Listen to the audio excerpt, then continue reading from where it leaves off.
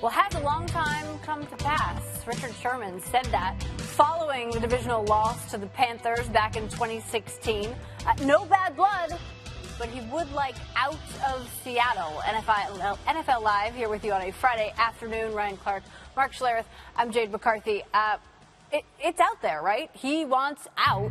And again, not much about Richard Sherman that isn't common, right? Not exactly a common occurrence that you'd have a player of his billing saying, I want out, and he's saying that.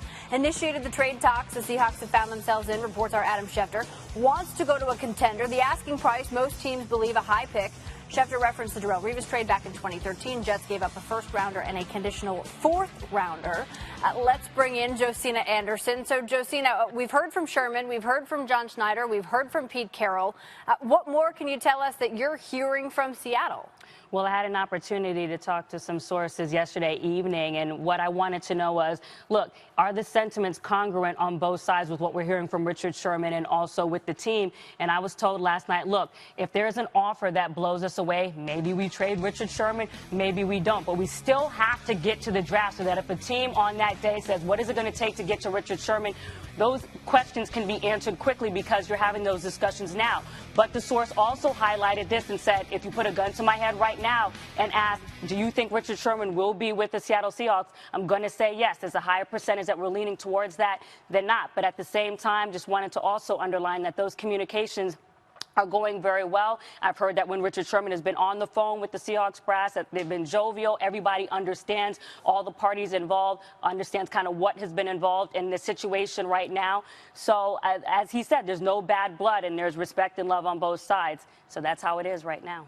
All right, Josina, hang tight. We'll check back in with you in just a bit. How's this play in the locker room? If you're his teammate, Ryan, how's this playing? You know what, man? Like this, it's been weird lately. Like the business that's been going on with the Seahawks. And I think you talk about a team that always speaks about brotherhood and family, and you see the way we felt like they won games because of the chemistry, because of the love they all shared. And so now you have Doug Baldwin coming out early on in the offseason saying things about Richard Sherman. You've seen the blow-ups on the sidelines. And now the trade rumors are not just rumors anymore. It's true. So in the locker room, I think you understand the reason this is all happening.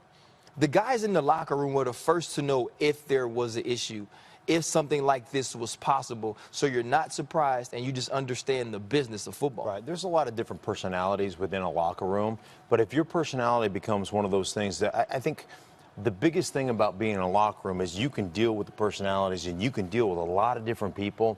But if the perception is the guy's a clubhouse lawyer, and I'm not saying it is, but if the perception becomes that from an organizational standpoint, and there can be division between what we call downstairs and upstairs, then all of a sudden he becomes less valuable, less, he doesn't look quite as good, even though he's still an exceptional player. And I think that's what you have to understand. The guy is still a great player, but at some point, chemistry matters. If it was just about talent, if it was only about talent, you wouldn't see some of these great stories, these teams that come from nowhere and become great. So it's not just about talent. The chemistry aspect of football and professional sports matters a ton. And if they feel like there's a chemistry issue going on right now, they won't hesitate to move. It kind of brings me back to what Mike Tomlin said when he had his presser after the Antonio Brown incident. He said, some of these things, some of these distractions is why you see great players play for multiple teams. The chemistry is important. How the team gets along, how we all respect one another is important. And like Mark said, I'm not saying that's what's going on, but this is not about the play on the field. You talk about the intangibles and how important that chemistry is. And he has said, I want to play for a contender. What does that say about how he thinks Seattle fits into the contender title? I don't think there's any question that he feels like Seattle's a contender. They have great players. They have had great chemistry. They've got a great young quarterback. They've got to fix their offensive line, which has been a true issue for them. But they have really good players, and they have done an exceptional job since Pete Carroll has taken over that program. There is no question about that. But you're saying, hey, if you're going to trade me, I want to go to a contender. Give me a shot. Right. And here's the deal. Give me a ring. Be careful what you wish for. Because I've seen guys that are about ready to win a Super Bowl, and Jamie Collins go to Cleveland. Yeah. You know, leave the New England Patriots at 7-1 and end up 0-7, you know, or 0-8 or whatever it was. So be careful what you wish for, because if the Seattle Seahawks, they hold the cards, and they can sit there and say, well, look, we're not going to trade you within the division, and we might not want to trade you to a good team either. So, you know, you can go from an elite level team that's always going to compete, especially with that home field advantage they have, to a team that all of a sudden you disappear. Like if you go to Cleveland, not a whole lot of mics get stuck in your face. Mentioned that the conversations were good, you know, even jovial to an extent. When it gets to that point, when somebody's offering something that the Seattle Seahawks feel is a good enough deal to trade Richard Sherman, it's not going to matter where it is. It's going to be, hey, brother, you asked for this trade. This is what's best for the team now, and we move on. It's not baseball. There's not a no-trade contract or no trade clause in his contract. He's not Melo in New York. Right. You know what I mean? Yeah, exactly. Well, you talk about elite, and you talk about Richard Sherman, and he certainly has been on the field. That's exactly what he has been for the Seahawks. Take a look at this. During his tenure, they're lined up on the right side of the field for 89% of the snaps. And during that time, Seahawks have been better than any team in the league when it comes to defending outside the numbers on that side of the field. First in yards per attempt, touchdowns, and total QBR. What if he does get moved? What if he goes to an Atlanta? What if he goes to a different system? How's he fit, Ryan? Well, see, Atlanta would be good. If he could get to Atlanta, I think he could go there and play well. And what's happened is some of these Pete Carroll disciples have gone to different places. Now you have the LA Chargers that'll be running that defense. The Oakland Raiders do well. Soon it'll be Las Vegas, but Oakland Raiders now do. So if he can get to some of those spots, I think he can play extremely well and at an extremely high level. What happens to a lot of these cornerbacks, and we've seen it, and he's better than these guys I'm about to name. You know, we've seen it with Nnamdi Asomugha. We were ranking him as one of the top cornerbacks in the league, and people paid him as such, and he goes to Philly and the thing blows up. Byron Maxwell does the same thing. The highest paid cornerback in free agency, coming from Seattle, going to Philly, being asked to do things he isn't comfortable. I think Richard Sherman is a better player than all of those guys. But Cam Chancellor, Bobby Wagner, Michael Bennett, Earl Thomas, they don't get to be traded with you.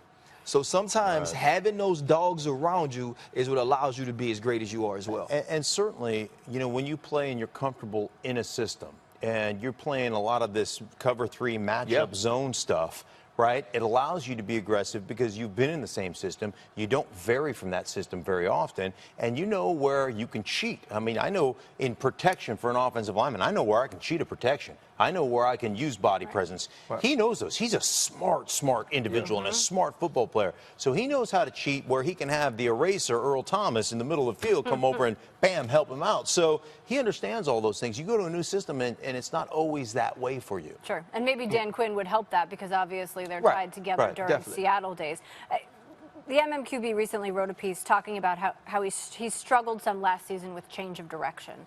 Is that something that you saw watching his game at all? Well, the producers, they kind of put this tape together so I could kind of illustrate some of the things that he had going wrong. And with Richard, it's just mostly technique. Right here, you saw him kind of soft shoe the press. And when you do that and you allow Julio Jones a free release off the line, somebody more explosive is going to create space. Here you see him false step to the inside, and now you're going to see a change of direction on a pivot route, which really wasn't that bad. Richard Sherman is a tall, long mover. Now here you see Brandon Marshall force him outside and make Rich flip his hips back to the inside. The problem there was more his eyes than his actual natural ability. Richard Sherman does have some limitations as an athlete, which is the reason he was picked in the 5th round. If we knew he was going to be this guy based off of the measurables, he'd have been a first-round cornerback. He's not necessarily the fastest guy or the quickest guy, but he does all those things that Stink says. He understands what leverage, where's my help, where can I be beat, and that's what he does. And so you're going to have some of those plays in Richard Sherman, but let's talk about 2 of those guys that were on it. Those was a big-time number 1 receivers, and they made plays. Let me tell you, Julio Jones beats a lot of people on the slant because you're so afraid of getting beat over the top. You're like, you know what? Okay, if he takes an 8-yard slant, I'm going to tackle you and deal with that. But the one thing about him, he's still a top 5 guy, but those are the places he could be vulnerable. He doesn't need to go to a team that wants that every play. I will also tell you this, man, that dude's not afraid to play football. He will roll up on you and tackle you. He is not afraid to get involved in what we like to call the briar patch. So that guy's a full-time football player, and He's a great one. Yeah. So it is limited athletically at times, but what he's limited athletically, he makes up for intelligence and the way he plays the game. 30 career interceptions, 10 more than Somebody's getting a stud. I tell you that. Yeah. If he's moving, somebody's getting a stud. All right.